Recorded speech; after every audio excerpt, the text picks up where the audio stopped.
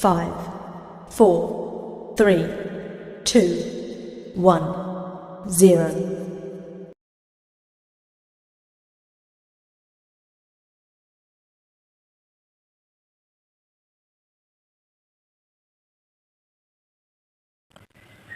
नमस्कार प्रिय साथियों, एसआर ग्रुप पैशन एजुकेशन में आप सभी का स्वागत है। देखिए मित्रों, आप सी टेट की तैयारी कर रहे हैं। पेपर आगामी जो भी तिथि आपकी दी गई है उसको हो जाएगा संपन्न। लेकिन मित्रों, एक सवाल आपके माइंड में घूम रहा है। जब भी आप तैयारी करते हैं तो ये दिमाग में बार बार आता है कि आपका पेपर क्लियर होगा या नहीं होगा। तो मित्रों, आज का वीडियो आप पूरा देखें। 100% आपका सी टेट का जो पेपर है वो क्लियर हो पाएगा। कुछ एक शब्द इस प्रकार के आते हैं जो यूनिक हैं, हर बार आते हैं, हर पेपर में आते हैं। उन्हीं शब्दों पर आज का वीडियो इसमें चर्चा की जाएगी और निश्चित तौर पर आपको इससे फायदा मिलेगा। तो देखते हैं, सी टेट की तैयारी हेतु महत्वपूर्ण ये जो बातें हैं, अगर सी टेट के पेपर में अच्छे अंक लाना हो तो शायद बातें आपके काम में आ जाएं। सबसे पहले तो ये बात गांठ बांध लो कि बालक कभी भी गलत नहीं हो सकता। बालक को आपको कभी भी पेपर में ऐसा क्वेश्चन आए तो उसमें बालक को कभी भी आपको गलत नहीं ठहराना है। शिक्षा जो व्यवस्था है वो हमेशा ही गलत रहेगी, या आपका जो पढ़ाने का तरीका है। सी टेट का पूरा पेपर सिर्फ दो चीजों पर टिका होता है, वो है सकारात्मक और नकारात्मक।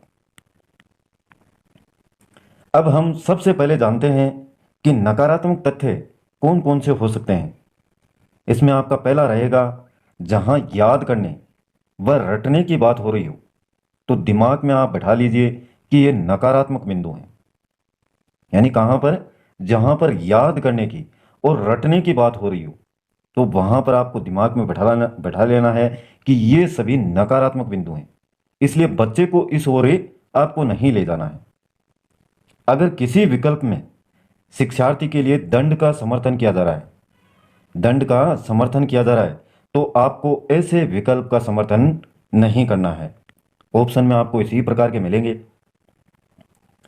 तीसरा पॉइंट रहेगा नकारात्मक में, जहां अलगाव या विद्यार्थियों की योग्यता के आधार पर उनके ग्रुप बनाने की बात हो रही हो तो आपको यह नहीं करना है। जहां अलगाव यानी अलग होने का अर्थ और विद्यार्थियों की योग्यता के आधार पर उनके ग्रुप बनाने की बात हो रही हो तो आपको ये नहीं करना है। चौथा पॉइंट, जहां लड़के व लड़कियों में भेदभाव या लड़कों को लड़कियों से उच्चतम बताया जा रहा हो या लड़कियों को लड़कों से, तो आपको ऐसे विकल्प के साथ नहीं जाना है। लड़की व लड़का दोनों ही क्या है, सम्मान है एक शिक्षक की नज़र में। तो भेदभाव वाली बात तो आपको करनी ही नहीं है, लड़के और लड़कियां दोनों ही समान हैं। पांचवा जो पॉइंट है नकारात्मकता के अर्थ में, वो रहेगा आपका, जिस विकल्प में सिलेबस को पूरा करवाने या किताबी ज्ञान पर बल दिया जा रहा हो तो मान लो कि यह संकीर्ण विचारधारा है और आपको इसका सपोर्ट नहीं करना है। सिलेबस को पूरा करवाने या किताबी ज्ञान पर ही बल दिया जा रहा हो तो इस प्रकार की विचारधारा का आपको सपोर्ट बिल्कुल भी नहीं करना है। छठा पॉइंट रहेगा, जिस विकल्प में विद्यार्थियों से अनुशासन स्थापना की बात हो रही हो यानी अनुशासन को स्थापित करने की बात, तो उस विकल्प के साथ भी आपको नहीं जाना है। विद्यार्थी अनुशासन को स्थापित थोड़ा ही करेगा, वो तो शिक्षक करेगा, शिक्षक का कार्य है। अनुपालना जरूर कर सकता है विद्यार्थी। सातवां पॉइंट देखिए, जिस विकल्प में व्याख्यान विधि की बात हो रही हो या विद्यार्थियों को केवल श्रोता बनाने का समर्थन हो, या तो व्याख्यान विधि की या फिर सिर्फ श्रोता यानी सुनने, तो उस विकल्प के साथ भी आपको नहीं जाना है।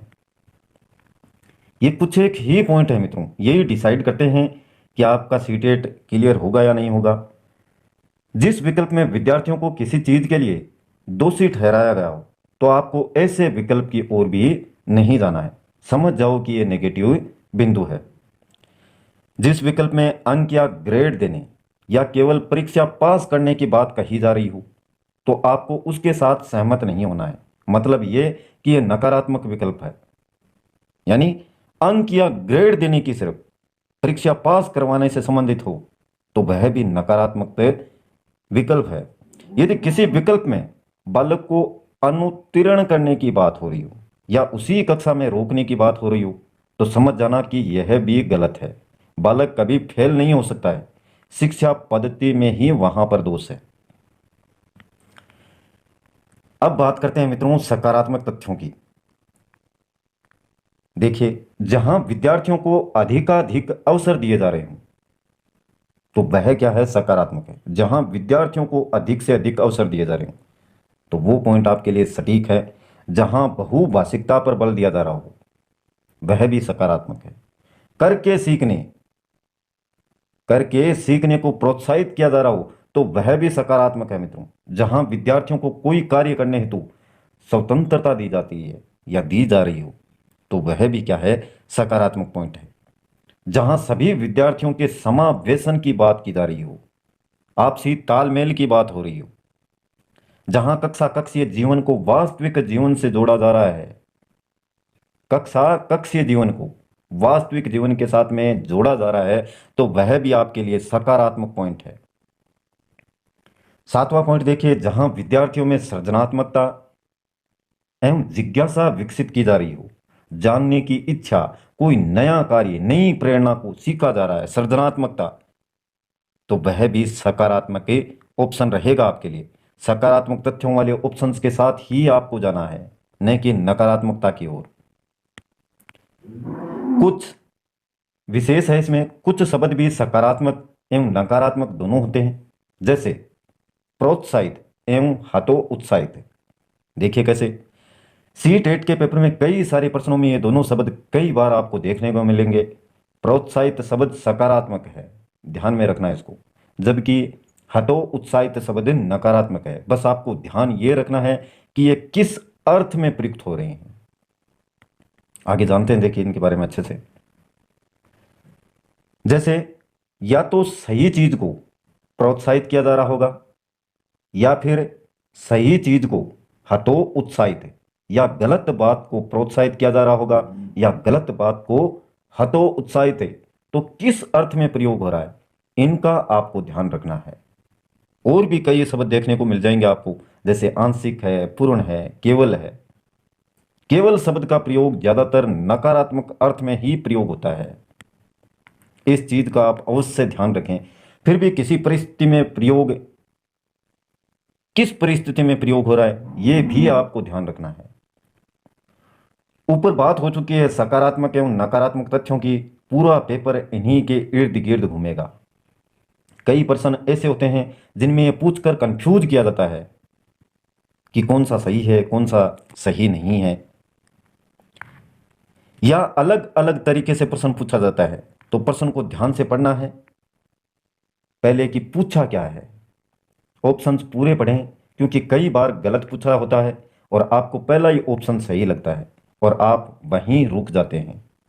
तो इस चीज का आपको विशेष ध्यान रखना है।